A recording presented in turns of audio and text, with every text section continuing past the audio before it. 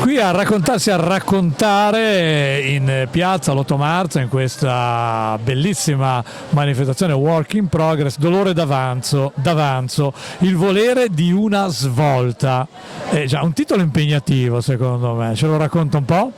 Assolutamente sì, il volere di una svolta è la storia di una trasformazione di una donna, un'Ipazia moderna che non si riconosce più in questo tempo, in questo mondo, un mondo caduto di tanti valori etici e fa molta difficoltà, quasi va in immersione in questo pozzo e però ogni tanto cerca di uscirne.